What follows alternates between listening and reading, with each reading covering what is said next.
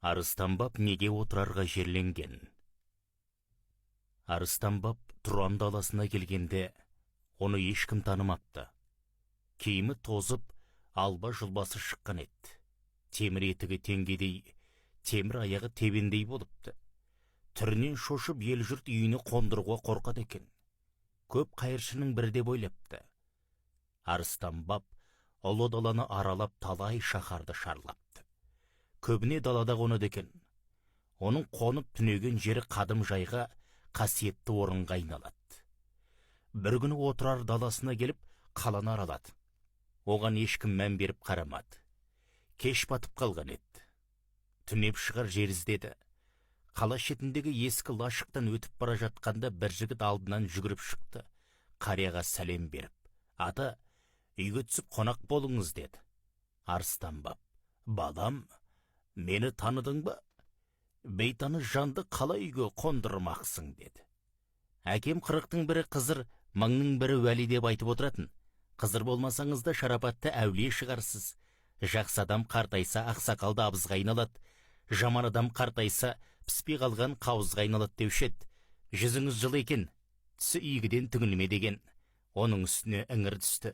Қараңғыда қайда барасыз? Үйге қонып қонақ болыңыз. Баспанам лашық болғанымен қабағым ашық. Жыртық үйдің де құдайы бар деген ғой. Біздің үйге түсіңіз. Бәрекелді балам. Болайын деп тұрған бала екенсің. Тұрмысың кедей болғанымен жан сарайың бай екен. Дегенің болсын, баста жолды деді. Жігіт есікті ашып Арыстанбапты төрге шығарды. Жігіттің жары қонақ келеді деп ойламаса керекті. Асылы тұрған еті болмаған соң сасып қалды. Зыр жүгіріп төрге көрпе төседі. 40 жамау көрпесінен қысылып өліп барады. Ұялғаннан басындағы ақ жаулығын көрпешінің үстіне төсетті. Ата, мұнда отырыңыз деді. Арыстанбап әйелдің ниетіне риза болып, балам, ақ жаулық басыңдағы байлығың ғой. Оны маған болы жерге төсеме, мен патша емеспін. Жай ғана Құдайдың қарабет құлдарының бірімін. Маған жаман көрпеде жетеді. Ниетіңізге ризам. Құдай тілеуіңді берсін деді. Жігіт қорадан жалғыз лағын көрсетіп, ата, бата беріңіз.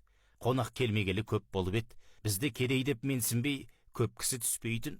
Мынау сізге атаған малым, бата қылыңыз деді. Арыстанбап, Құдай оңдасын, пайғамбар қолдасын. Бақ қарасын, қызырдарысын, ниетіңе Тәңірі берекет берсін деп бата жасады. Ас шелініп сорпа шілген соң сұхбат қылып біраз отырды. Арыстанбап сол үйде түнеді. Таңғы шайдан соң жігіт 2 жасар ұлын әкеліп, ақсақал, мынау тұңғышым еді, есімі Мансұр. Осыған ата болыңыз, батаңызды беріп, аузына түкіріңіз деді. Арыстанбап бата беріп, Мансұр халажыдай Тәңірге ғашық болсын. Қожа Ахметтің шәкірті болсын деді. Шайдан соң Арыстанбап олармен қоштасып сапарын жалғады.